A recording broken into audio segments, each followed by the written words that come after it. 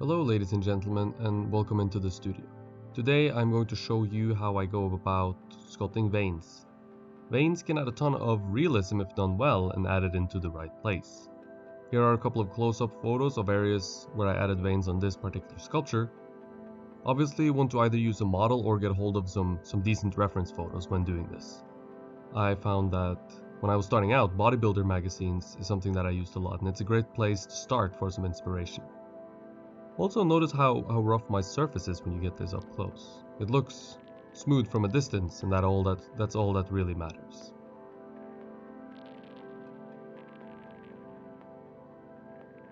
Just like everything else I do in sculpture, I start here with drawing.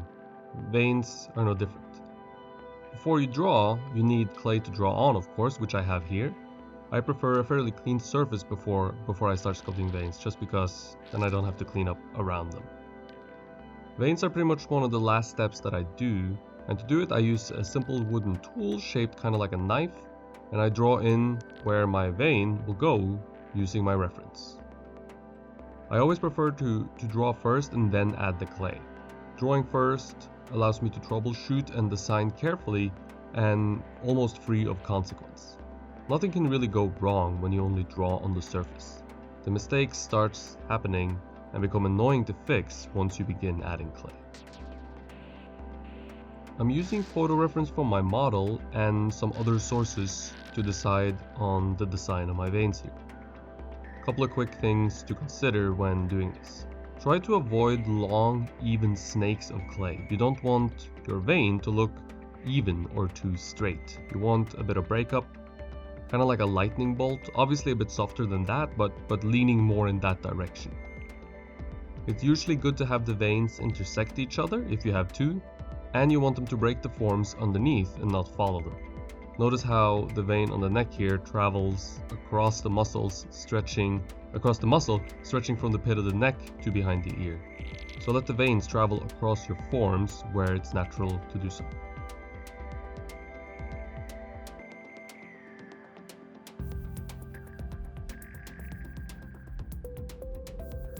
To begin actually sculpting the vein, once the drawn design is agreed upon by myself, I roll up pieces of clay in my hand, kind of like small worms, and add it on top of the drawn lines.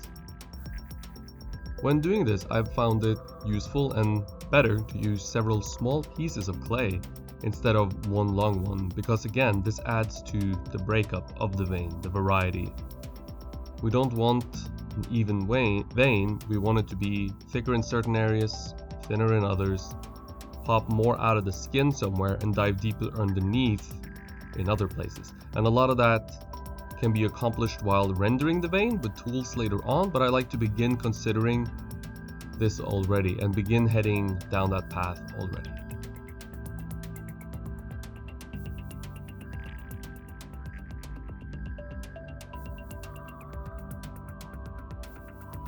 With sculpture in general, every move I make, I'm constantly thinking of how I can set myself up for success later down the line.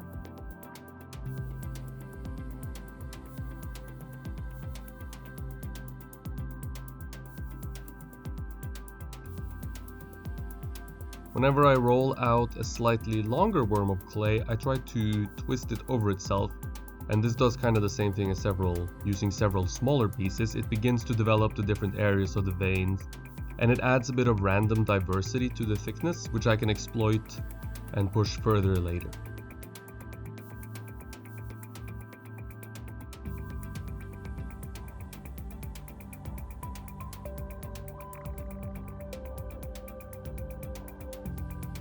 To make sure the clay is thoroughly stuck to the surface before I start raking and smoothing it down, I pat it and push it down with a wooden spatula. I always use wooden tools because they are lighter and attack the surface a little bit in a more subtle fashion than metal tools. So I prefer wooden tools, but it's up to you really.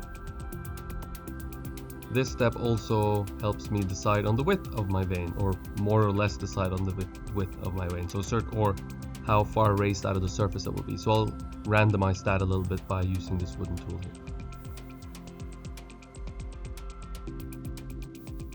The exception of the wood tool rule, I guess if you want to call it that, is loops and rakes.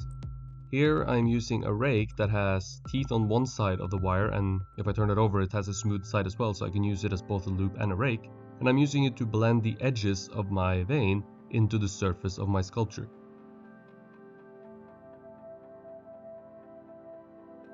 This begins the process of putting the vein underneath the surface, and this is the major tool I'll be using for a lot of the rest of this video. I'll go over the vein over and over again to slowly make it more subtle. Attacking it from different angles really helps as well. It's sculpture, you know, so you want to consider all the angles.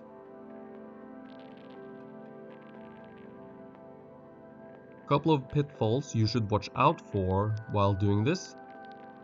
You could remove too much, of course, which is not really a big deal. You can always just add more clay, but going a bit slower than you think eliminates this, and it eliminates a lot of frustration as well. What you want is a rounded vein that blends in with the rest of the surface. And when you use a rake tool, it's very easy to flatten things out. Flatten the vein out, making it less of a rounded raised shape on the surface and more of a square raised shape. And this is not going to read particularly convincing, and it's a major pitfall with rakes and loops in general. It's really easy to flatten things out too much when using these tools, and so you want to be very gentle and vary the pressure you're using while going over the surface to accommodate for the changing topography of the vein. I find that almost every element of a sculpture and every part of the process has something in common with the rest. They are all surprisingly similar, yet very different at the same time. So just like everywhere else in the body, you want to consider variety when sculpting veins. Variety can come, in this case, in the forms of varying thickness, varying value of the shadow, which is directly affected by the volume of your vein, and so you should consider varying the volume of the vein as well. They're both the same thing.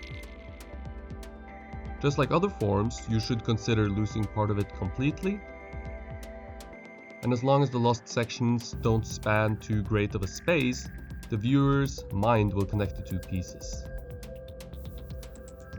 Veins constantly dive underneath the surface and pop up again, so finding a way to vary this is imperative to sculpting a successful vein. This, I think, is a good time to mention Patreon.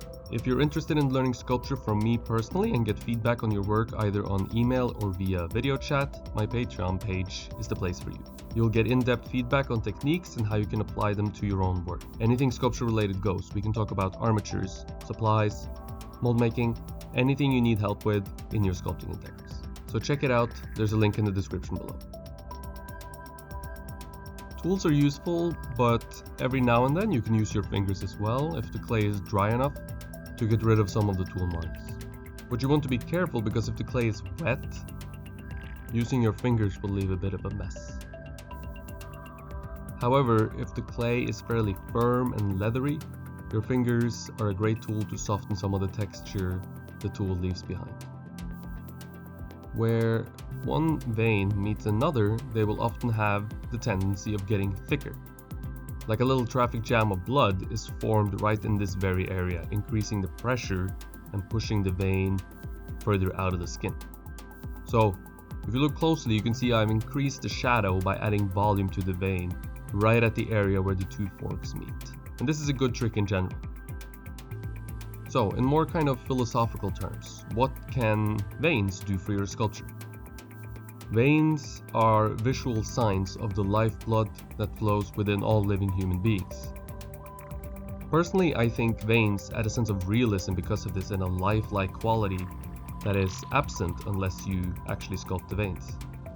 Of course, this is a personal preference, and not every sculpture needs or even should have veins. If I were to sculpt a soft female, for example, I wouldn't put in a ton of veins unless it made sense for whatever reason. So this is something to consider as well.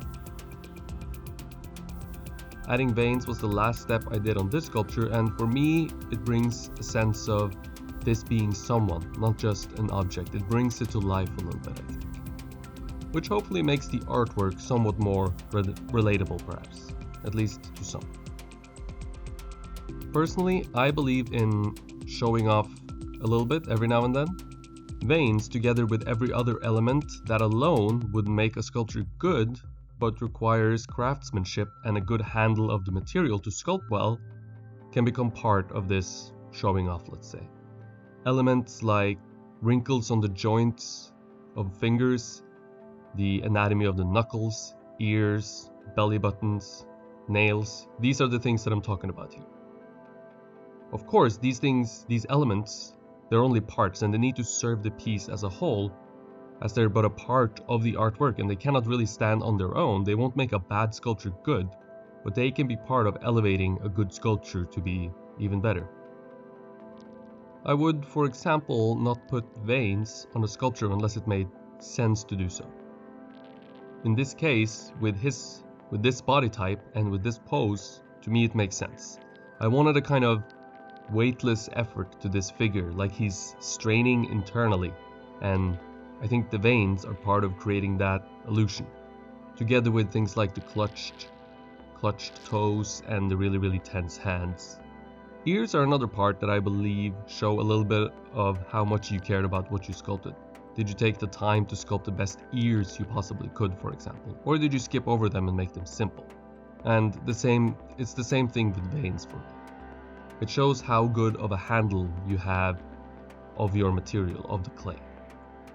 And this is perhaps a little bit shallow, but I think that any craftsman should be proud of his craft and of his skill. And what better way to show this than put effort into elements others gloss over or consider insignificant. So as long as it serves the whole, I believe in showing skill and craftsmanship to the highest level of your abilities. Some of the variety in the vein is established right at the beginning with how the clay is added on top of the drawing. And some of it is established while modeling and sculpting with the rake tool here. Certain areas might prove to need more clay than you initially had added, and other might prove to need less. A good trick you can use is to dig in a bit right below where you want to increase the shadow value. Now this is a visual trick and illusion, as there is no volume added to the vein itself, you just remove a little bit of clay from the surrounding area. But it works well if done in small sections. Visual tricks are something to play and experiment with. I've mentioned it a bit before, but when I sculpt, I'm not after reality as it appears before me. I'm after a mix of the visual impression and the reality that appears before me. And hopefully by doing this, elevating the sculpture beyond nature.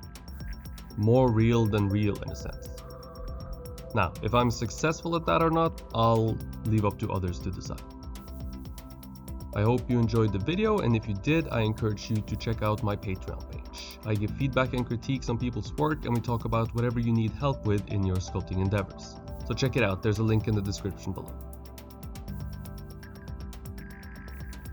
Thank you for watching, and stay tuned for a new video next Thursday. Subscribe and hit the bell to be notified whenever a new video comes out. If you enjoyed the video, hit the like button and share with your friends and family, it really helps me out a lot. Thank you for watching, stay creative, and I hope to see you in the next one.